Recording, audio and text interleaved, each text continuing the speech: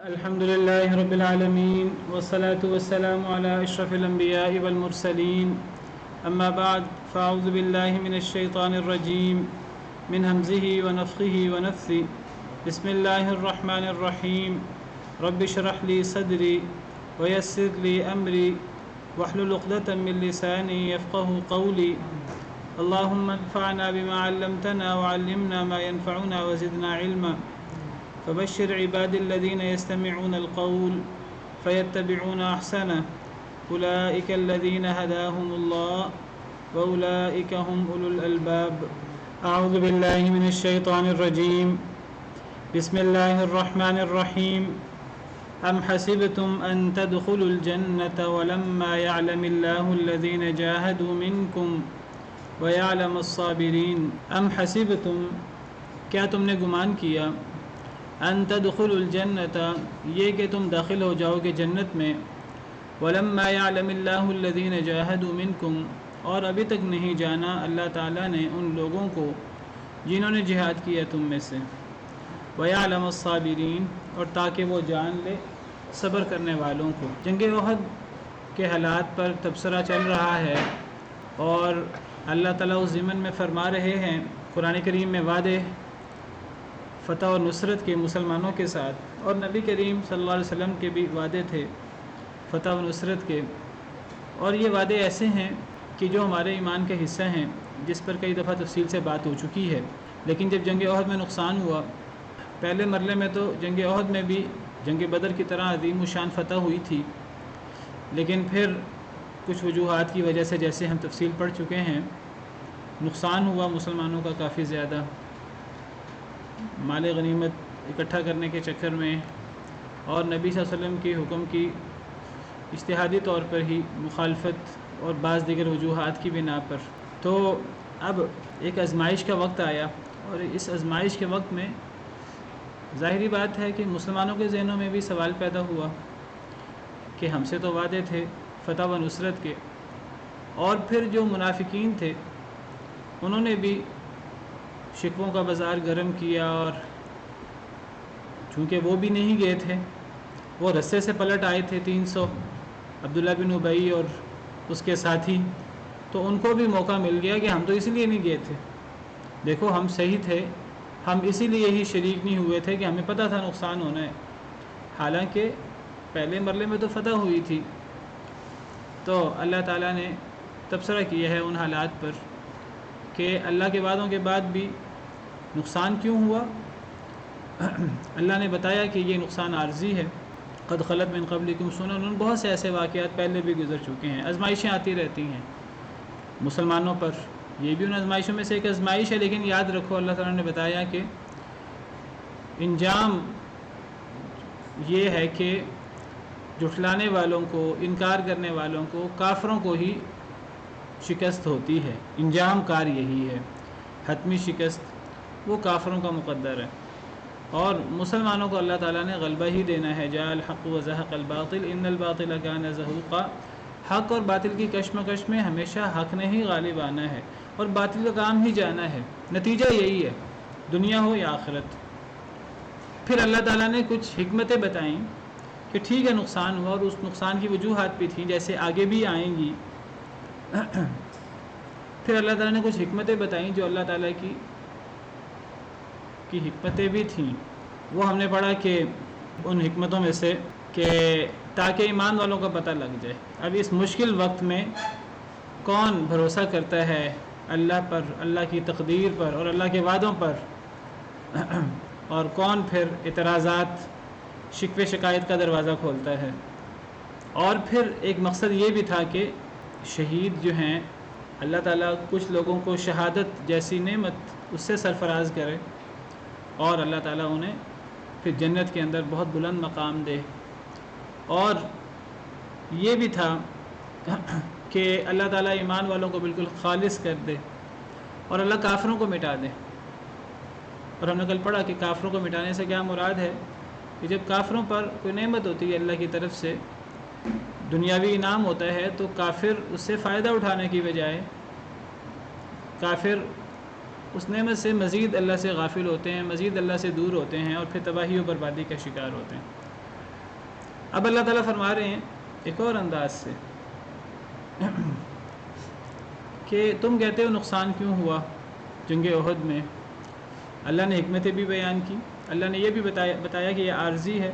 یہ بھی بتایا کہ جو اللہ کا ایک دائمی قانون ہے، جو انجام ہے وہ متقین کے ساتھ ہے. باطل اس نے نقصان ہی اٹھانا ہے، حق نے غلبہ ہی پانا ہے. پھر اللہ تعالیٰ بتا رہے ہیں ام حسبتم ان تدخلوا الجنۃ، تمہارا کیا خیال ہے کہ تم جنت میں ایسے ہی داخل ہو جاؤ گے؟ جنت میں داخلہ اتنا آسان تو نہیں ہے. یعنی دنیا میں بھی تمہیں نعمتیں ملیں، آخرت میں بھی نعمتیں ملیں، دنیا میں مشکل بھی کوئی نہ آئے، دنیا میں فتوحات تمہارا مقدر ہوں، دنیا بڑی سیدھی سیدھی ہو اور نعمتوں والی ہو. جنت یہ بہت بڑی نعمت ہے اللہ تعالیٰ کی. آخرت کے اندر اللہ نے جنت کے ہی وعدے کیے ہیں، اور اللہ نے مومنوں کو جنت کا تصور دے کر اللہ تعالیٰ فرماتے ہیں کہ اللہ نے تمہارے لیے آخرت میں جنت تیار کی ہے. تو جب تمہارے لیے اللہ نے آخرت میں جنت اور جنت جیسی اتنی بڑی نعمت تیار کی ہے تو تم دنیا کے اندر آزمائشیں بھی برداشت کر لو. تو اللہ فرماتے ہیں کہ جنت اتنی سستی نہیں ہے اللہ کے ہاں، جنت اتنی ہلکی نہیں ہے اللہ کے ہاں کہ ایسے ہی مل جائے. جنت میں داخلہ اتنا آسان نہیں ہے. جنت بہت قیمتی ہے، بہت قیمتی ہے اللہ کے ہاں. جنت ہر ایک کو ایسے نہیں مل جانی.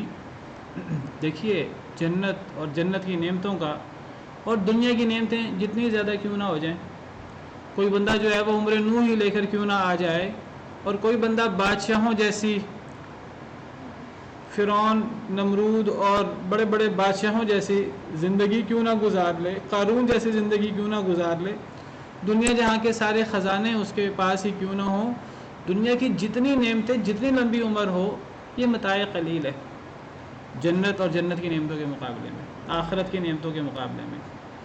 آخرت کی نعمتوں کا اور دنیا کی نعمتیں جتنی زیادہ کیوں نہ ہو جائیں، کوئی بندہ خربوں میں کھرب پتی کیوں نہ ہو،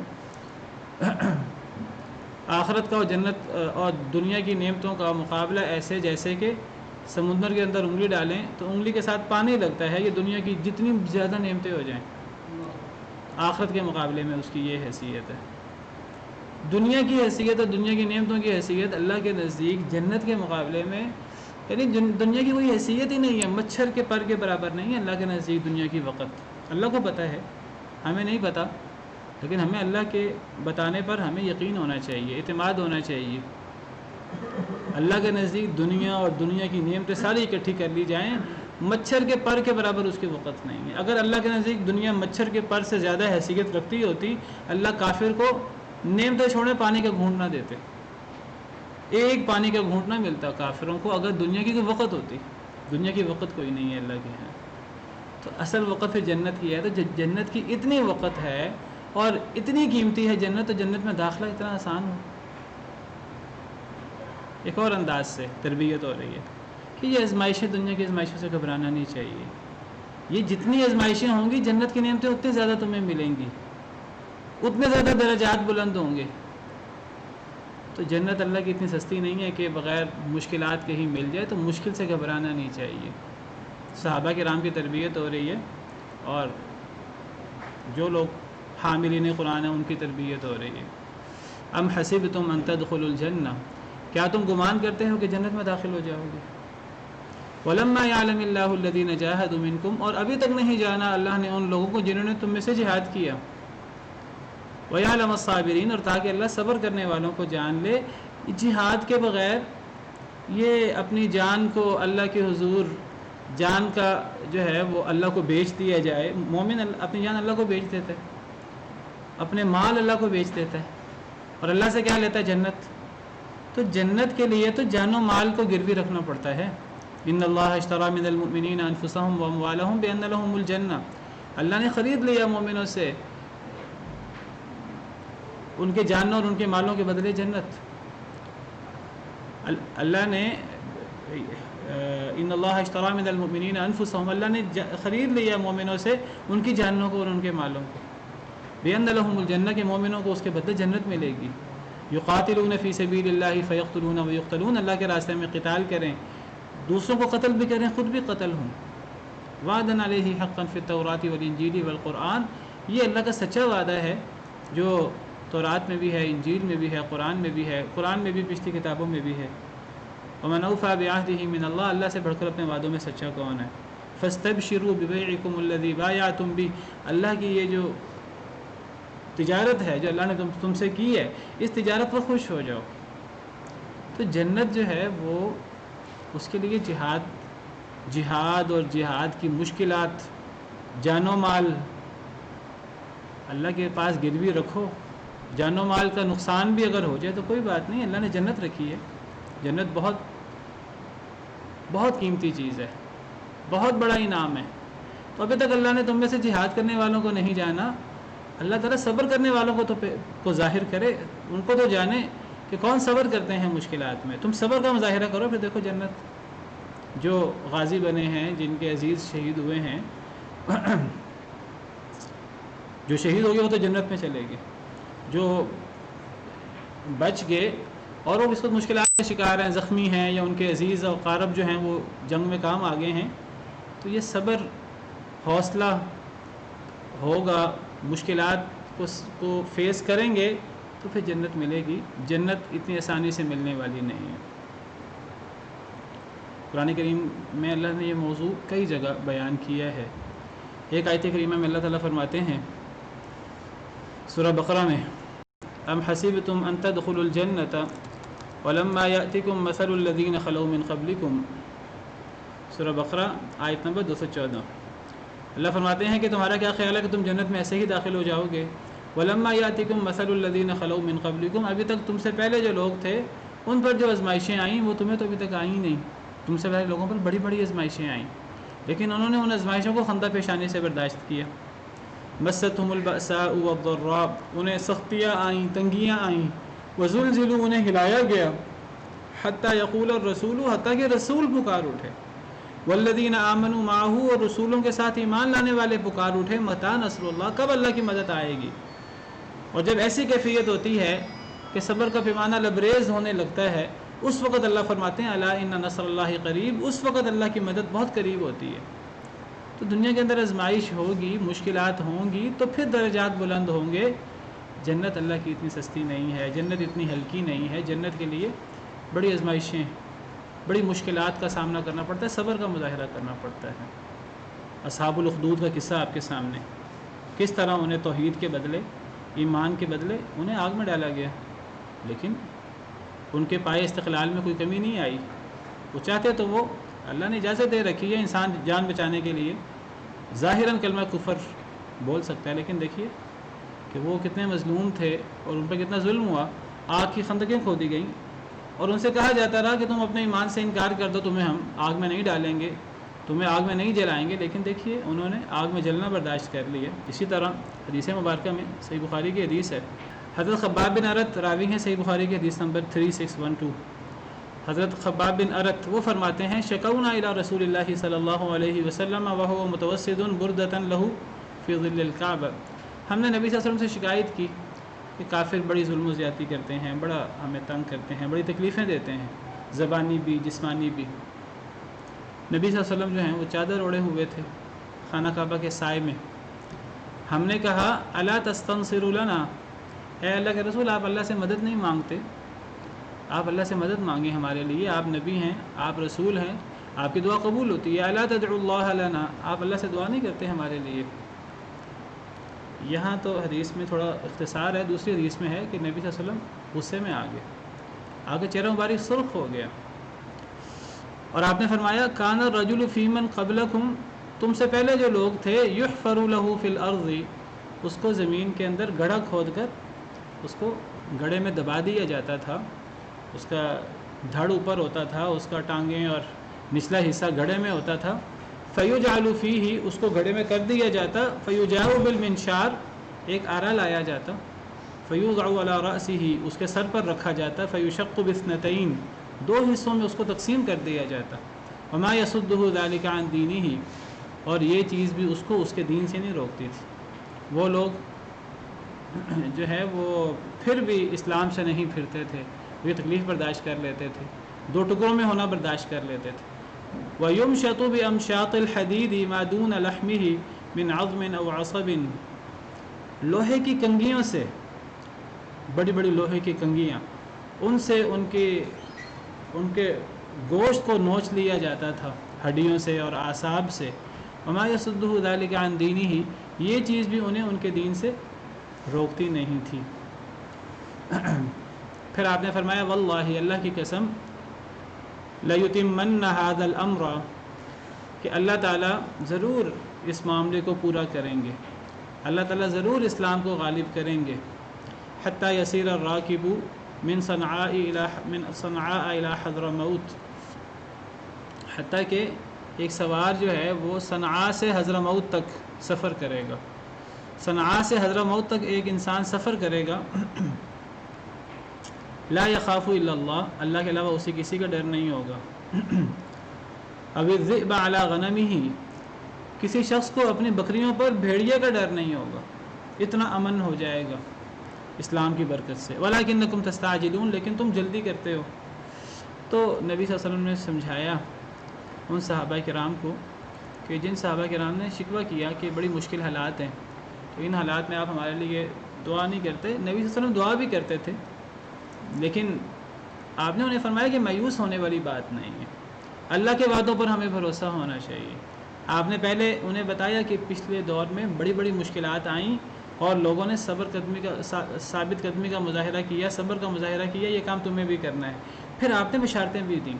آپ نے فرمایا کہ یہ کام ضرور مکمل ہوگا، مسلمان غالب آئیں گے، مسلمانوں کو فتوحات ملیں گی، اور ایک وقت آئے گا کہ امن و امان دورہ ہوگا، اور ایک بندہ وہاں اس علاقے سے اس علاقے تک سفر کرے گا اور اسے اللہ کے علاوہ کسی کا ڈر نہیں ہوگا. اتنا امن ہو جائے گا کہ بھیڑوں پر بھیڑیے کا ڈر نہیں ہوگا. اتنا امن ہو جائے گا. اور اتنا امن ہوا. ولکنکم تستعجلون، لیکن تم جلدی مانگتے ہو.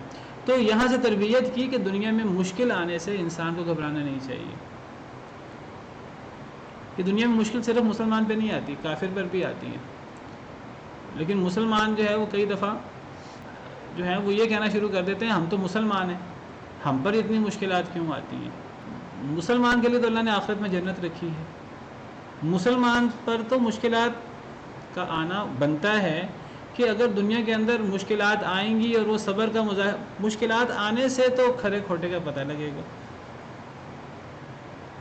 ایک اور آیت کریمہ میں اللہ تعالیٰ فرماتے ہیں الف لام میم حسب الناس ان یترکوا ان یقولوا آمنا وهم لا یفتنون، کیا لوگوں نے گمان کر لیا ہے کہ بس منہ سے آمنا کہہ دیں گے اور پھر چھوڑ دیا جائے گا لوگوں کو؟ ایسا تو نہیں ہوگا. آمنا کہنے سے تو مشکلات آپ سمجھیے کہ وہ ڈلوان ہے، اور مشکلات جو ہیں وہ بہت زیادہ کثرت سے آئیں گی.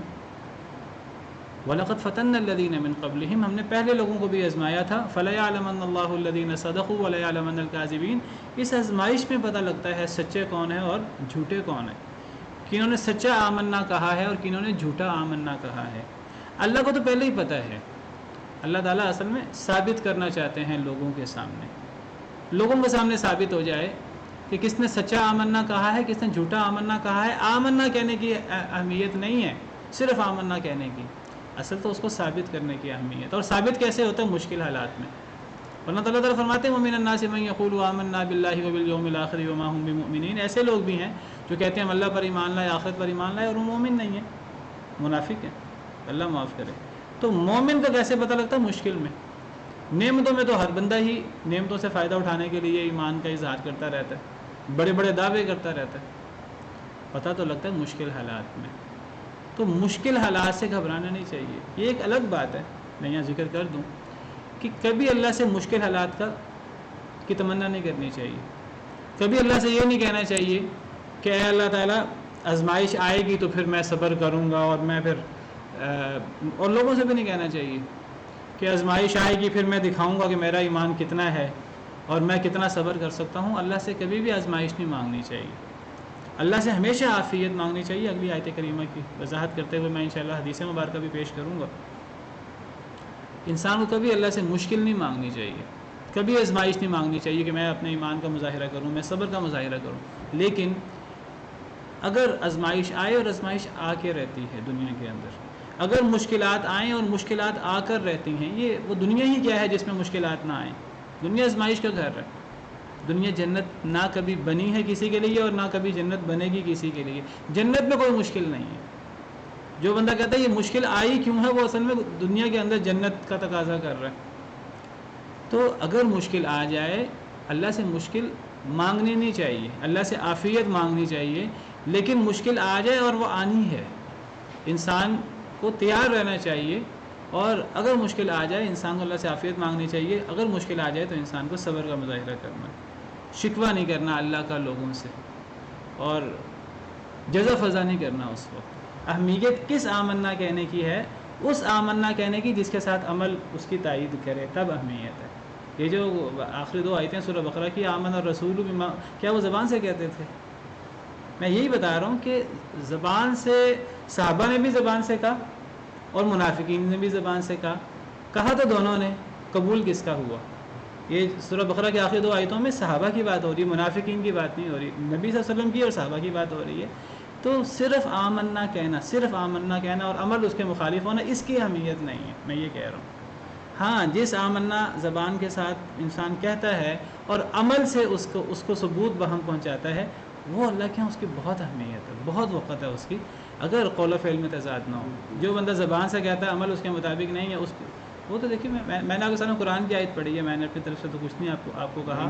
وَمِنَ النَّاسِ مَن يَقُولُ آمَنَّا، یہ قرآن کی آیت ہے. وَمِنَ النَّاسِ مَن يَقُولُ آمَنَّا بِاللَّهِ وَبِالْيَوْمِ الْآخِرِ وَمَا هُم بِمُؤْمِنِينَ. منافق بھی کہہ رہے ہیں ہم اللہ پر اور آخرت پر ایمان لائے. اللہ نے ساتھ ہی کہہ دیا مومن نہیں ہے، بالکل ایمان نہیں ہے. وجہ کیا ہے؟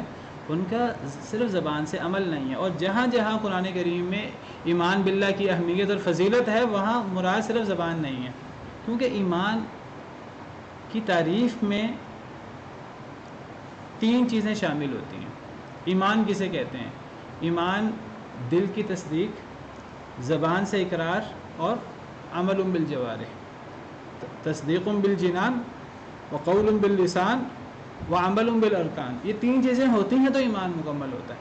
قرآن کریم میں جہاں جہاں ایمان اور ایمان کی فضیلت اور اس کی بہترین جزا بیان ہوئی ہے، وہاں ایمان سے مراد یہ 3 چیزیں مراد ہیں. صرف دل کے اندر ایک بندہ کہ جی بڑا ایمان ہے، وہ دل کے اندر ایمان تو پھر شیطان کی بھی ہے، زبان سے وہ انکاری ہے، عمل سے وہ انکاری ہے. ایک بندہ جو ہے نا وہ زبان سے بڑا اقرار کرتا ہو لیکن عمل اس کے مطابق نہ ہو تو وہ منافق بھی بڑا کہتے ہیں. وہ تو عبداللہ بن ابی بڑا چیخ کر کہتا تھا، قسمیں اٹھا کر کہتا تھا، اذا جاءک المنافقون قالوا نشهد انک لرسول اللہ. نشهد، اس شہادت جو ہے یہ قسم سے بھی بڑی چیز ہوتی ہے.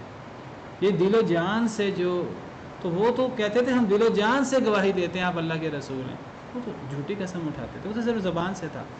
صرف زبان کی اہمیت نہیں ہے، دل میں تصدیق بھی ہو، زبان سے اقرار بھی ہو، اور عمل ارکان سے، اعضاء سے عمل بھی ہو، تو یہ ایمان ہے. اس کی اہمیت ہے اللہ کے ہاں. صرف زبان میں کچھ اور عمل کچھ، مشکل آئے تو انسان دین سے ہی پھر جائے. وَمِنَ النَّاسِ مَن يَعْبُدُ اللَّهَ عَلَى حَرْفٍ. کچھ لوگ ہیں کنارے پہ رہ کر اللہ کی عبادت کرتے ہیں. فَإِنْ أَصَابَهُ خَيْرٌ اطْمَأَنَّ بِهِ. اگر خیر کی بات آئے، نعمتیں اور مال غنیمت اور اطمئن، بڑا مطمئن رہتا ہے، جی بڑا آسان دین ہے، بڑا اچھا دین ہے. وَإِنْ أَصَابَتْهُ فِتْنَةٌ. اگر فتنہ آ جائے، آزمائش آ جائے، مصیبتیں آ جائیں، انقلب علی وجہہ، اپنے چہرے پر پلٹ جاتا ہے. اللہ کیا کہتے ہیں؟ اللہ نے وہ جو آسان حالات میں وہ مطمئن رہتا ہے اسلام پر، اللہ نے اس کی تعریف نہیں کی. اللہ فرماتے ہیں خسرت دنیا والآخرہ. ایسا بندہ دنیا اور آخرت میں خسارے میں ہے کہ جو نعمتوں میں تو کہتا ہے اسلام بڑا اچھا ہے، لیکن مصیبت آنے پر، آزمائش آنے پر وہ پھر جاتا ہے اسلام سے. دوسری آیت میں فرمایا کہ ایسے لوگ بھی ہیں کہ جو آزمائش آئے تو اسے اللہ کا عذاب کہہ دیتے ہیں.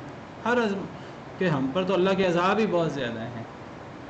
جعل فتنة الناس كعذاب اللہ وَلَئِنْ جَاءَ نَصْرٌ مِّن رَّبِّكَ لَيَقُولُنَّ إِنَّا كُنَّا مَعَكُمْ. کوئی مدد آئے ہم تمہارے ساتھ ہیں، ہم مسلمان ہیں، ہم مسلمانوں کے ساتھ ہیں.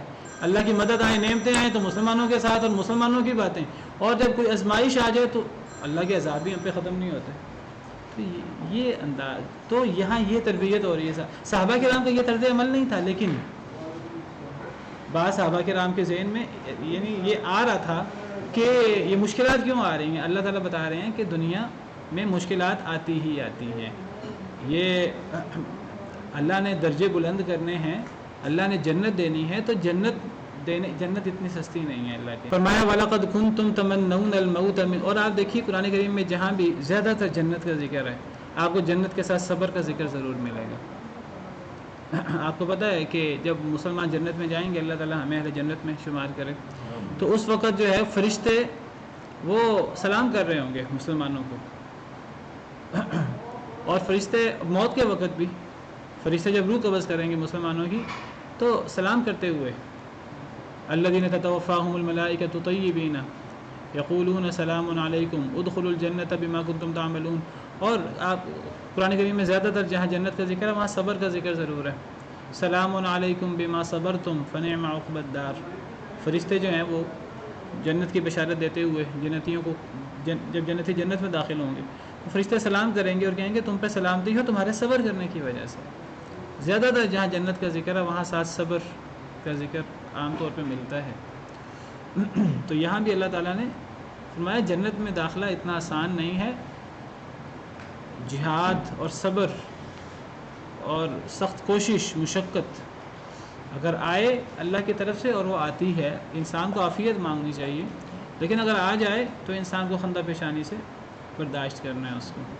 وَلَقَدْ كُنْتُمْ تَمَنَّوْنَ الْمَوْتَ مِنْ قَبْلِ أَنْ تَلْقَوْهُ فَقَدْ رَأَيْتُمُوهُ وَأَنْتُمْ تَنْظُرُونَ. اور البتہ تحقیق تم تھے تمنا کرتے تھے موت کی اس سے پہلے کہ تم اس سے ملاقات کرو. تم موت کی تمنا کرتے تھے اس سے پہلے کہ تم موت سے ملاقات کرو. یعنی جب تک موت آئی نہیں تھی، موت تمہاری نظروں کے سامنے نہیں آئی تھی، تب تک تم کہتے تھے کہ موت کا سامنا کرنا چاہتے ہیں ہم. کون مراد ہیں؟ وہ صحابہ مراد ہیں جو جنگ بدر میں شریک نہیں ہو سکے تھے، نوجوان قسم کے صحابہ. اور میں اس کا ذکر کر چکا ہوں، جنگ بدر میں عام اعلان نہیں ہوا تھا، تو جنگ بدر میں بہت سے صحابہ کرام شریک نہیں ہو سکے تھے کیونکہ وہاں تو جہاد کی بات ہی نہیں تھی. وہاں تو شروع میں تو وہ قافلے کو لوٹنے کی بات تھی. تو جب جنگ بدر کے فضائل اور اللہ تعالیٰ کا نبی صلی اللہ علیہ وسلم نے یہ اعلان بتایا کہ اللہ نے تو اہل بدر کو جھانک کر دیکھا ہے، اور اللہ نے فرمایا اعملوا ما شئتم فقد غفرت لکم، تم جو عمل کرو میں نے تمہارے سارے آئندہ کے اعمال معاف کر دیے ہیں. جب اتنی بڑی فضیلت دیکھی ان صحابہ کرام نے جو جنگ بدر میں شریک نہیں ہوئے، تو وہ صحابہ کرام کہنے لگے کہ ہمیں بھی جہاد کا موقع ملے، ہماری بھی کافروں سے مڑ بھیڑ ہو، تو ہم بھی پھر جو ہے وہ جہاد کریں اور ہم بھی بہادری کے جوہر دکھائیں. تو اللہ نے فرمایا کہ تم لوگ تھے کہ تم موت کی تمنا کرتے تھے اس سے پہلے کہ تم موت کو دیکھو. ابھی تم نے موت کو دیکھا نہیں تھا. موت جب سامنے نظر آتی ہے پھر اس وقت پھر دل جگرے والا اور ایمان والا ہی اس وقت پھر جو ہے وہ جو کہتا ہوتا ہے منہ سے پھر اس کا عملی مظاہرہ کرتا ہے. اور کئی لوگ ہیں جو ایسے موقع پر پھر پہلے تو بڑی باتیں کر رہے ہوتے ہیں، ایسے موقع پر پھر وہ پھر جاتے ہیں. تو موت کی ملاقات سے پہلے تم موت کی تمنا کرتے تھے. موت کی ملاقات سے مراد یہاں یہ جو مسلمانوں کا اور کافروں کا آپس میں جنگ اور آپس میں ایک دوسرے کا آمنے سامنے ہونا، تو یہ معاملہ آنے سے پہلے تم موت کی تمنا کرتے تھے. تم کہا کرتے تھے دوبارہ جنگ کب ہوگی، ہم اپنے جوہر کب دکھائیں گے. اور کئی وہ صحابہ کرام جو جنگ بدر میں جیسے میں نے پہلے ذکر کیا شریک نہیں ہو سکے تھے، اور انہوں نے جوش کا مظاہرہ کرتے ہوئے کہا تھا ہم باہر جا کر لڑیں گے. بعد میں ان کو بڑے صحابہ کرام نے سمجھایا کہ نبی صلی اللہ علیہ وسلم کی رائے جو ہے وہ مدینہ منورہ کے اندر رہ کر لڑنے کی ہے، اس کے پیچھے کوئی حکمت ہوگی. اور بڑے کبار صحابہ کرام کی بھی، بڑی عمر کے بزرگ صحابہ کرام کی بھی یہی رائے تھی کہ ہمیں مدینہ کے اندر رہ کر لڑنا چاہیے. لیکن بعض نوجوان جو جنگ بدر میں شریک نہیں ہو سکے تھے وہ کہتے تھے کہ ہم باہر جا کر لڑیں گے اور ہمیں بہادری کا جوہر دکھانے کا زیادہ موقع ملے گا. تو نبی صلی اللہ علیہ وسلم کو پتہ تھا کہ جنگ کے اندر، جہاد کے اندر زیادہ نوجوانوں کا کام ہوتا ہے. آپ نے ان کو حوصلہ دلانے کے لیے آپ نے ان کی بات مان لی، حالانکہ آپ کی اپنی رائے یہ نہیں تھی، اور آپ ہتھیار پہن کے باہر آ گئے. اور بعد میں پھر جب بڑے صحابہ کرام نے انہیں سمجھایا کہ تم نے زیادہ جوش کا مظاہرہ کیا ہے، نبی صلی اللہ علیہ وسلم کی رائے تمہارے مطابق نہیں تھی، تو ان صحابہ کرام نے معذرت کی نبی صلی اللہ علیہ وسلم سے اور کہا کہ جو آپ کی رائے ہے ہم اس پر تیار ہیں، ہمیں مدینہ کے اندر رہ کے لڑنا چاہیے.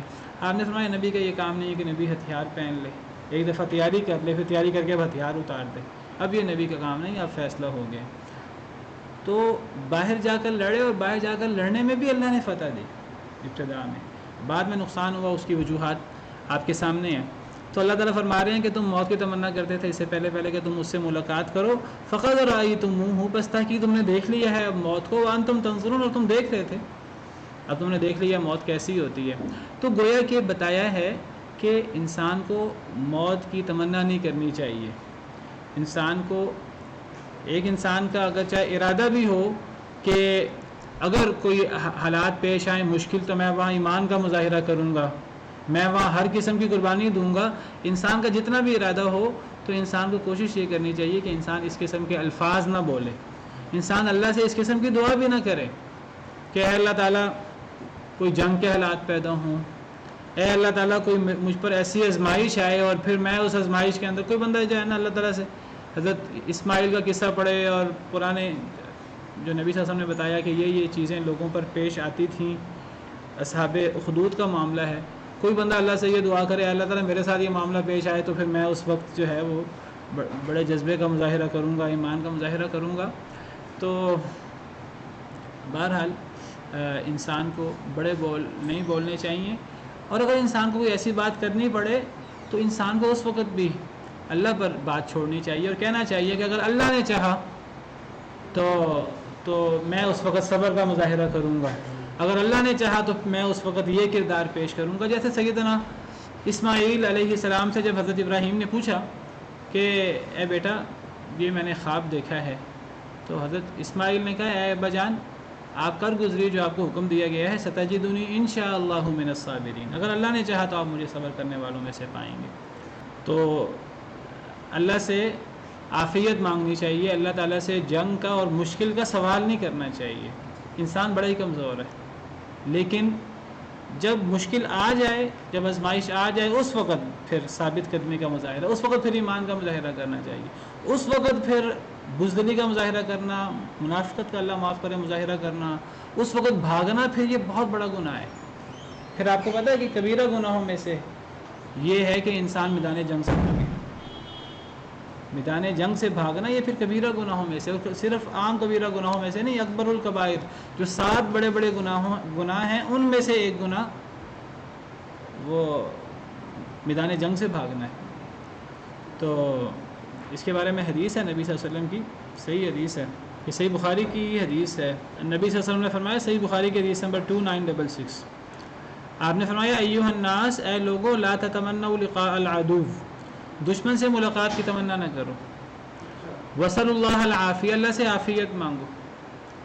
فاذا لقیتموہم، لیکن اگر تمہاری ان سے ملاقات ہو جائے، تمہیں اللہ سے یہ سوال نہیں کرنا، تمہیں اللہ سے یہ دعا نہیں کرنی کہ اے اللہ جنگ کے حالات پیش آئیں، اے اللہ مشکل حالات پیش آئیں. اللہ سے دعا یہ نہیں کرنی. کوئی کسی بندے کو یہ دعا نہیں کرنی چاہیے اے اللہ تعالیٰ اللہ کرے میں دجال کے زمانے میں موجود ہوں، میں دجال کا مقابلہ کروں گا. یہ دعا نہیں کرنی چاہیے. جو بندہ یہ دعا کرے، کیا پتہ وہ دجال کا اتنا بڑا فتنہ ہے یا کوئی اور آزمائش ہو، وہ کیا پتہ اس آزمائش کے اندر اس کا کیا کردار ہوتا ہے. کئی لوگ دجال کے فتنے میں اپنے ایمان کے اوپر بھروسہ کرتے ہوئے نکلیں گے اور دجال کے فتنے کا شکار ہو جائیں گے. تو دشمن سے ملاقات کی تمنا نہیں کرنی چاہیے، آپ کی واضح حدیث ہے. اللہ سے عافیت مانگنی چاہیے، اے اللہ ہم بڑے کمزور ہیں، اے اللہ ہمیں عافیت دے دے، اے اللہ تعالیٰ ہمیں آزمائش سے بچا کے رکھ. یہ دعا کرنی چاہیے اللہ تعالیٰ سے. لیکن آپ کو یعنی جیسے میں نے ذکر کیا مشکل آ کے رہتی ہے، کیونکہ دنیا ہے، دنیا دارالامتحان ہے. فَإِذَا لَقِيتُمُوهُمْ، جب اللہ کی طرف سے کوئی مشکل آ جائے، جب تمہاری ان سے ملاقات ہو جائے، اس وقت پھر فَاصْبِرُوا، اس وقت پھر صبر کرنا ہے. وَاعْلَمُوا، اور جان لو، أَنَّ الْجَنَّةَ تَحْتَ ظِلَالِ السُّيُوفِ، کہ اس وقت پھر جنت تلواروں کے سائے کے نیچے ہے. اور پھر نبی صلی اللہ علیہ وسلم نے دعا کی، اللہم منزل الکتاب مجری السحاب. تو بہرحال اس سے پتہ لگتا ہے کہ انسان کو بڑے بول نہیں بولنے چاہیے اور انسان کو اللہ سے عافیت مانگنی چاہیے. لیکن اگر مشکل وقت آ جائے پھر انسان کو اللہ پہ بھروسہ کرتے ہوئے، ثابت قدمی کا مظاہرہ کرتے ہوئے، صبر کا مظاہرہ کرتے ہوئے پھر انسان کو سب کچھ قربان کر دینا چاہیے. وما محمد الا رسول، اور نہیں ہے محمد صلی اللہ علیہ وسلم مگر رسول. قد خلت من قبلہ الرسل، تحقیق گزر چکے ان سے پہلے بہت سارے رسول آپ سے پہلے گزر چکے.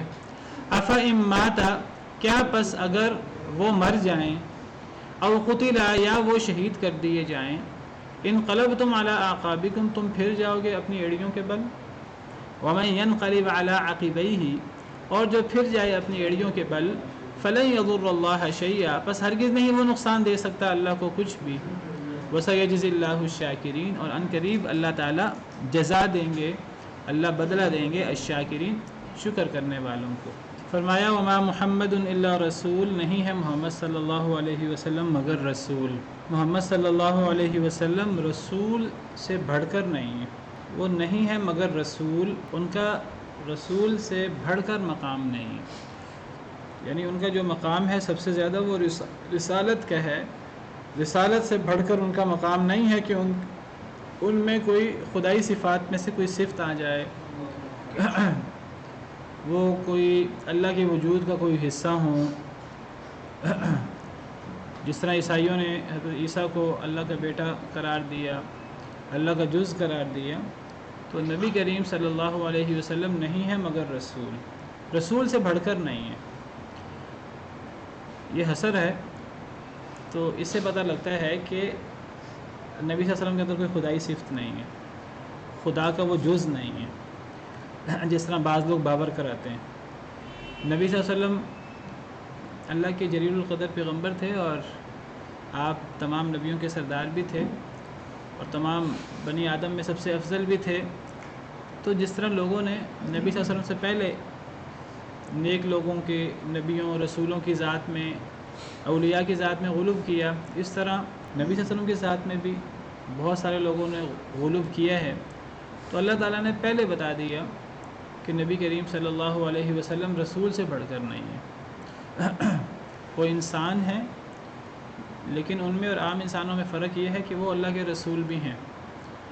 عام انسان وہ صرف بشر ہوتے ہیں، اللہ کے انبیاء کرام علیہم السلام اللہ کے رسول و بشر ہونے کے ساتھ ساتھ رسول ہوتے ہیں، اور رسول ہونے کا مقام بہت بڑا ہے۔ قل انما انا بشر مثلکم یوحی الی، قل انما انا بشر مثلکم، کہہ دیجئے سوائے اس کے کہ نہیں میں بشر ہوں تمہارے جیسا، یوحی الی، مجھ میں اور تم میں فرق یہ ہے کہ مجھ پر وحی ہوتی ہے۔ تو نبی صلی اللہ علیہ وسلم کا بلند ترین مقام یہ ہے کہ آپ اللہ کے رسول ہیں اور آپ پر اللہ کی طرف سے وحی ہوتی ہے، اس سے بلند مقام نہیں ہے کہ ان میں کوئی خدائی صفت ہو، جس طرح عیسائیوں نے عیسیٰ کے بارے میں دعویٰ کیا۔ نبی کریم صلی اللہ علیہ وسلم اپنے مرض الموت میں آپ شدید بیمار تھے، اس بیماری کی حالت میں نبی صلی اللہ علیہ وسلم نے بار بار اپنی امت کو یہی تعلیم دی، اور اس سے پہلے بھی لعن اللہ الیہود والنصارى اتخذوا قبور انبیائہم مساجد، اللہ تعالیٰ یہود و نصارہ پر لعنت کرے کہ انہوں نے اپنے انبیاء کی قبروں کو مسجدیں بنا لی ہیں، یعنی انبیاء کی ذات میں اتنا غلو کیا، اتنا غلو کیا کہ ان کی قبروں کے مجاور بن کے بیٹھ کے اور ان کی قبروں کو عبادت گاہیں بنا لیا، اور جب قبروں کو عبادت گاہیں بنا لیا جائے تو گویا کہ اصحاب قبور کو معبود بنا لیا جاتا، تو گویا کہ انہوں نے اپنے انبیاء کو معبود بنا لیا اور انبیاء کی قبروں کو عبادت گاہیں بنا لیا، اور نبی صلی اللہ علیہ وسلم نے فرمایا کہ میں اپنی امت کو اسے روکتا ہوں، اور نبی صلی اللہ علیہ وسلم کی بہت ساری احادیث ہیں، آپ نے فرمایا کہ لا تطرونی کما اطرت النصارى عیسیٰ بن مریم، میرے بارے میں اس طرح مبالغہ نہ کرنا جس طرح عیسائیوں نے حضرت عیسیٰ بن مریم کے بارے میں مبالغہ کیا، انما انا عبد، میں اللہ کا بندہ ہوں، فقولوا عبد اللہ ورسولہ، مجھے اللہ کا بندہ اور اللہ کا رسول قرار دو، اس سے زیادہ مجھے کچھ قرار نہ دو۔ یہاں بھی حصر کا انداز ہے، نبی کریم صلی اللہ علیہ وسلم رسول سے بڑھ کر کچھ نہیں ہے، اگر نبی صلی اللہ علیہ وسلم کا کوئی رسول سے بڑھ کر کوئی مقام ہوتا تو یہاں وہ بیان ہوتا، کیونکہ یہ حصر کا انداز ہے، اس سے بڑھ کر نہیں ہے۔ قد خلت من قبلہ الرسل، تحقیق گزر چکے آپ سے پہلے بہت سارے رسول، آپ سے پہلے بہت سارے رسول گزر چکے، تو آپ نہ تو کوئی نئے رسول ہیں کہ پہلے کوئی رسول نہیں آیا، پہلے بہت سارے رسول آئے، جس طرح پہلے رسول آئے آپ بھی رسول ہیں، آپ میں رسالت کے علاوہ رسالت سے اوپر کوئی خدائی صفت نہیں ہے۔ باقی یہ ایک الگ چیز ہے کہ رسولوں میں آپ کا مقام بلند ہو، آپ سید الانبیاء والمرسلین ہو، آپ رسول ہیں، رسول سے اوپر نہیں ہیں، جس طرح آپ سے پہلے رسول گزرے۔ اگر نبی صلی اللہ علیہ وسلم کو میں کوئی خدائی صفت بیان کی جائے تو پھر پہلے رسولوں میں بھی پھر خدائی صفت ہونی چاہیے. جب پہلے رسول وہ انسان تھے تو جیسے وہ تھے اسی طرح نبی کریم صلی اللہ علیہ وسلم بھی اللہ کے رسول ہیں. وہ پہلے رسولوں سے کوئی نئے قسم کے رسول نہیں ہیں. قل ما کنت بدعا من الرسول، کہہ دیجئے میں رسولوں میں کوئی نیا رسول نہیں ہوں. میں پہلے ہی رسولوں کا ایک تسلسل ہے، میں اسی تسلسل کے مطابق میں اللہ کا رسول ہوں. اور نبی صلی اللہ علیہ وسلم اللہ کے آخری رسول تھے. آپ نے فرمایا جس طرح ایک عمارت ہوتی ہے، اس عمارت کے اندر اینٹیں لگی ہوئی ہیں، ساری ایک اینٹ کی جگہ خالی ہے. آپ نے فرمایا وہ اینٹ میں ہوں. میں تو خاتم الانبیاء والمرسلین ہوں، تو میں پہلے رسولوں سے فرق نہیں ہوں. تو یہاں وہی بات ہے. افہم ماتا، کیا پس اگر وہ مر جائیں، او قتل، یا وہ شہید کر دیے جائیں، انقلبتم علی اعقابکم، تم پلٹ جاؤ گے اپنی ایڑیوں پر. یہ آیت کریمہ جنگ احد کے موقع پر نازل ہوئی، اور میں ذکر کر چکا ہوں آپ کے سامنے کہ جنگ احد کے موقع پر ایک موقع پر یہ افواہ اڑ گئی. نبی صلی اللہ علیہ وسلم کے مشابہ صحابی وہ شہید ہوئے، شاید حضرت مصعب بن عمیر یا کون، تو افواہ اڑ گئی کہ نبی کریم صلی اللہ علیہ وسلم شہید ہو گئے ہیں جنگ احد میں. تو بعض صحابہ کرام بڑے پریشان ہو گئے. بعض نے بالکل ہی وہ یعنی ہوش حواس ان کے ساتھ نہ رہے، سب کچھ چھوڑ چھاڑ کے وہ کھڑے ہو گئے. اس کی وجہ سے بھی مشکلات ہوئیں، اس کی وجہ سے بھی آزمائش ہوئی. بعض صحابہ کرام کہنے لگے کہ موتوا علی ما مات رسول اللہ صلی اللہ علیہ وسلم، کہ اگر نبی صلی اللہ علیہ وسلم فوت ہو گئے ہیں تو جس پر آپ نے جان دی ہے تم بھی اس پر جان دو، تو یہ آپ سے محبت کی دلیل ہے. حضرت انس بن نضر اور کئی صحابہ کرام وہ اس طرح کر کے شہید ہوئے. تو یہ ایک افواہ اڑ گئی تھی کہ نبی صلی اللہ علیہ وسلم شہید ہو گئے ہیں. تو اللہ تعالیٰ نے فرمایا کہ اگر نبی صلی اللہ علیہ وسلم فوت ہو جائیں، یہ اگر نبی صلی اللہ علیہ وسلم شہید کر دیے جائیں جس طرح جنگ احد میں یہ افواہ اڑ گئی تھی، انقلبتم علی اعقابکم، کیا تم پلٹ جاؤ گے اپنی ایڑیوں پر، یعنی کیا تمہارا سارا تعلق نبی صلی اللہ علیہ وسلم کے ساتھ ہی ہے، بس تمہارا اللہ کے ساتھ کوئی تعلق نہیں ہے. تمہارا تعلق نبی صلی اللہ علیہ وسلم سے اللہ کی وجہ سے ہے. جب اللہ کی وجہ سے ہے تو تمہارا اصل تعلق اللہ کے ساتھ ہے. نبی صلی اللہ علیہ وسلم تو درمیان میں ایک واسطہ ہیں اللہ کا پیغام پہنچانے کا. اگر نبی صلی اللہ علیہ وسلم فوت ہو جائیں، یہ اس دور کی آیت ہے جب نبی صلی اللہ علیہ وسلم حیات تھے، اور آیات تو آپ پر آپ کی زندگی میں اترتی تھیں. تو جنگ احد کے موقع پر اللہ تعالیٰ نے تربیت کی، اور اللہ تعالیٰ نے بتایا کہ اگر نبی صلی اللہ علیہ وسلم فوت ہو جائیں، جیسے یہ افواہ اڑ گئی ہے، یا آپ شہید کر دیے جائیں، تو کیا تم اپنے قدموں پر پلٹ جاؤ گے، پھر اسلام سے تمہارا تعلق نہیں رہے گا؟ نہیں، پھر بھی تم مسلمان ہوگے، پھر بھی تمہیں مسلمان رہنا ہے، پھر بھی تمہیں اسلام پر عمل کرنا ہے، پھر بھی تمہیں نبی صلی اللہ علیہ وسلم کی تعلیمات پر عمل کرنا ہے، پھر بھی تمہیں اپنے اللہ کی عبادت کرنی ہے، اور تمہارا سارا تعلق اللہ کے ساتھ ہی ہوگا. تو اس سے پتہ لگتا ہے کہ نبیوں کو موت آ جاتی ہے. کئی نبی شہید بھی کر دیے جاتے ہیں، رسول وہ بھی شہید کر دیے جاتے ہیں. آزمائشیں دنیا کے اندر آتی ہیں، اور آزمائشیں اللہ کے نیک بندوں پر زیادہ آتی ہیں. اشد البلاء علی الانبیاء، سب سے زیادہ آزمائشیں انبیاء پر ہوتی ہیں. تو نبی صلی اللہ علیہ وسلم فوت ہو سکتے ہیں، اور نبی صلی اللہ علیہ وسلم شہید ہو سکتے ہیں. اگر آپ فوت ہو جائیں یا آپ شہید کر دیے جائیں، اگرچہ نبی کریم صلی اللہ علیہ وسلم وہ تو پھر بعد میں آپ طبی طور پر فوت ہوئے، آپ بیماری سے فوت ہوئے. بعض علماء کہتے ہیں کہ آپ طبی طور پر فوت ہوئے. بعض کی یہ رائے ہے، اور یہ وہ حدیث کی وجہ سے ہے کہ نبی صلی اللہ علیہ وسلم کی موت بھی شہادت کی موت تھی. وہ اس طرح کہ آپ کو زہر دیا گیا تھا، اگرچہ اللہ تعالیٰ نے آپ کو بتا دیا تھا. وہ جو کسی یہودی عورت نے آپ کی دعوت کی تھی، تو اس میں بکری کے گوشت میں زہر ملا ہوا تھا. تو نبی صلی اللہ علیہ وسلم کے ساتھ صحابہ بھی موجود تھے. تو بعض صحابہ کرام نے وہ کھا لیا تھا، اور نبی کریم صلی اللہ علیہ وسلم کھانے لگے تھے کہ آپ کو وحی کے ذریعے اللہ نے بتا دیا کہ اس میں زہر ہے. تو آپ نے اس کو اگل دیا اور آپ نے اس کو پھینک دیا، لیکن کچھ اس کے اثرات موجود تھے. اور صحیح بخاری کے حدیث ہے، نبی صلی اللہ علیہ وسلم نے فرمایا جب آپ مرض الموت میں تھے اور آپ تکلیف میں تھے، تو آپ نے فرمایا میں اس زہر کے اثرات ابھی بھی اپنے اندر محسوس کرتا ہوں، اس زہر نے میری رگِ جاں کو کاٹ ڈالا ہے. یہ الفاظ موجود ہیں عربی زبان میں. تو اس وجہ سے کئی علماء نے آپ کو شہید بھی قرار دیے ہیں کہ آپ کو اللہ نے شہادت کی فضیلت سے نوازا ہے. تو بہرحال وہ ایک الگ موضوع ہے کہ نبی صلی اللہ علیہ وسلم فوت ہوئے طبی طور پر، کہ آپ شہید ہوئے. تو نبی اور رسول فوت بھی ہوتے ہیں یا شہید بھی ہوتے ہیں. کئی رسول شہید ہوئے ہیں، ان کو قتل کیا گیا ہے.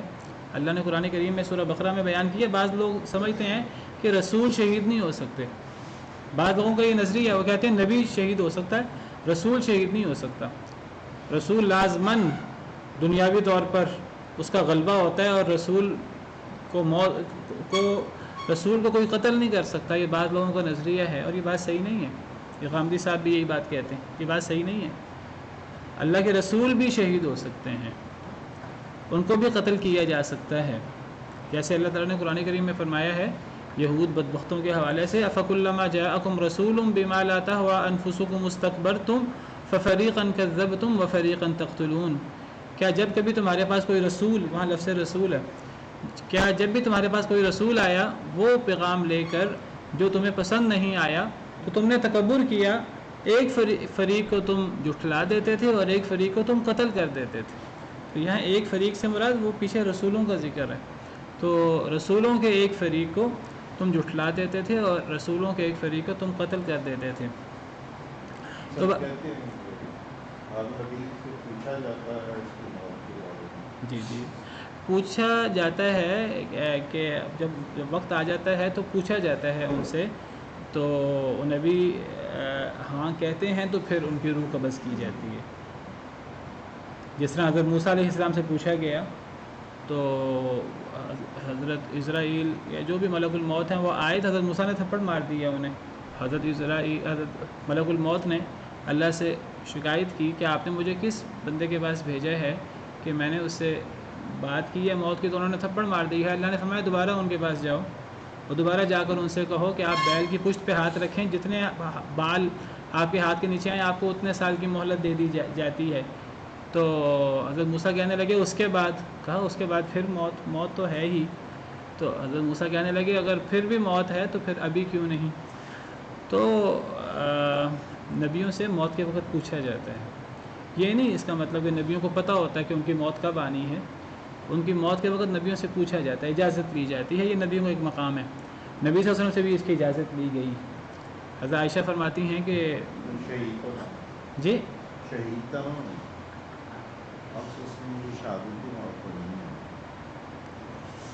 بہرحال میں نے ذکر کیا کہ نبی صلی اللہ علیہ وسلم کے اپنے الفاظ ہیں. صحیح بخاری کے اندر آپ نے اپنے مرض الموت میں فرمایا کہ میں اس زہر کے اثرات ابھی بھی محسوس کرتا ہوں. تو بعض علماء کی رائے یہ ہے کہ نبی صلی اللہ علیہ وسلم کی موت شہادت کی موت ہے اور آپ کو یہ فضیلت شہادت کی ملی ہے. بہرحال آپ کی موت شہادت کی ہے کہ نہیں، لیکن رسول شہید ہو سکتا ہے. بہرحال نبی شہید ہو سکتا ہے، اور کتنے نبیوں کو شہید کیا گیا. حضرت زکریا علیہ السلام کو شہید کیا گیا، حضرت یحییٰ علیہ السلام کو شہید کیا گیا، اور حضرت یحییٰ علیہ السلام کو رسول بھی قرآن میں قرار دیا گیا ہے. بہرحال تو اب وہ کب ان سے اجازت دی جاتی ہے اور کیا تفصیلات ہیں ہم ایک ایک چیز کو بیان نہیں کر سکتے.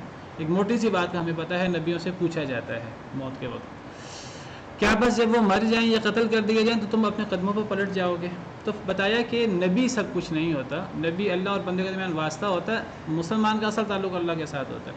اسی لیے جب نبی کریم صلی اللہ علیہ وسلم فوت ہو گئے تو بعض صحابہ کرام شدید غم میں، آپ سمجھیے کہ اپنے حواس میں ہی نہیں تھے. حضرت عمر جیسا صحابی بھی وہ تلوار اٹھائی ہوئی ہے، اور جو بندہ کہے گا کہ نبی صلی اللہ علیہ وسلم فوت ہو گئے میں اس کی گردن اتار دوں گا، نبی صلی اللہ علیہ وسلم ابھی آئیں گے اور آ کر جو ہیں وہ، تو حضرت عمر اپنے حواس میں پوری طرح نہیں تھے. حضرت ابوبکر صدیق کسی دوسرے مقام پر تھے، وہ آئے فوری اور آ کر نبی صلی اللہ علیہ وسلم کے ماتھے مبارک پر بوسہ دیا اور کہا اللہ تعالیٰ آپ کے لیے 2 موتیں اکٹھی نہیں کریں گے. اور پھر حضرت ابوبکر نے پھر قرآن کی یہ آیتیں پڑھی، خطاب کیا اور یہ آیتیں پڑھی. جب یہ آیتیں پڑھی تو حضرت عمر اور دیگر صحابہ کرام کہتے ہیں ہمیں یہ لگا جیسے یہ آیت آج ہی نازل ہوئی ہے، پہلے ہم نے اس کو اس انداز سے پڑھا ہی نہیں تھا. تو آپ حضرت ابوبکر نے فرمایا من کان یعبد محمدا فإن محمدا قد مات، جو محمد کی عبادت کرتا تھا تو محمد تو وہ جان لے کہ محمد فوت ہو چکے ہیں. ومن کان یعبد اللہ، جو اللہ کی عبادت کرتا تھا فإن اللہ حی لا یموت، اللہ ہمیشہ زندہ ہے، اللہ کو کبھی موت نہیں آنی. تو نبی سے ہماری محبت، وہ نبی اللہ اور بندے کے درمیان واسطہ ہیں پھر اللہ کے پیغام پہنچانے کا. اللہ کے بعد سب سے زیادہ محبت نبی صلی اللہ علیہ وسلم سے ہے، لیکن نبی کے ساتھ سب کچھ نہیں ہے کہ نبی فوت ہو گئے تو سب کچھ ختم ہو گیا. اللہ تو موجود ہے اور اصل ایمان اور اصل عبادت تو پھر اللہ کی ہوتی ہے. تو یہاں یہ تعلیم دی اور بتایا کہ نبی فوت ہو سکتے ہیں، اور نبی کے بارے میں یہ کہنا نبی فوت ہو گئے، نبی مر گئے، یہ کوئی نبی کی توہین بھی نہیں ہے. اگر لفظ موت کہ لفظ فوت کا لفظ نبی کے لیے استعمال کرنا نہیں جی، وصال کا لفظ استعمال کرنا چاہیے.